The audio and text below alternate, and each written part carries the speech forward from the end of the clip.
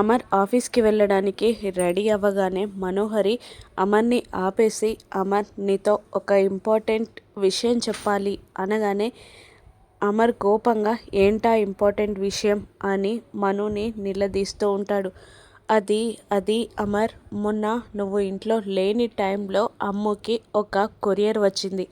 ఆ కొరియర్లో ఉన్నది study material కాదు, ఏదో మిస్టీరియస్ లెటర్ అమర్ అని మను చెప్పగానే భాగ్య షాక్ అయి టెన్షన్ పడుతూ ఉంటుంది. అమర్ కోపంగా అమ్ము అని గట్టిగా అరుస్తాడు.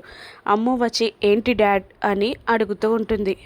నీకు వచ్చిన కొరియర్ ఎక్కడా, తీసుకురా అని అనగానే అమ్ము కూడా టెన్షన్ పడుతూ ఏడుస్తూ భాగ్య వైపు చూస్తూ ఉంటుంది. చెప్పానా తీసుకురమ్మని అని కోపంగా అరుస్తాడు అమర్.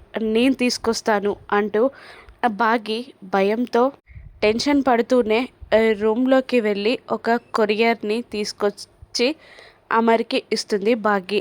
ఆ లెటర్ని చదువుతూ అమ్ము వైపు చూస్తూ ఉంటాడు అమర్. అమర్ ఆ లెటర్ చదువుతూ ఉంటే అమ్ము టెన్షన్ పడుతూ ఉంటుంది. ఆ లెటర్ని చదివిన అమర్ అమ్ముని చూస్తూ ఉండిపోతాడు.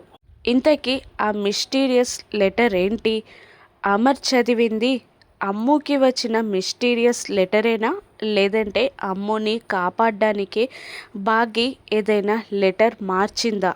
రానున్న ఎపిసోడ్స్లో చూద్దాం. Thank you for watching.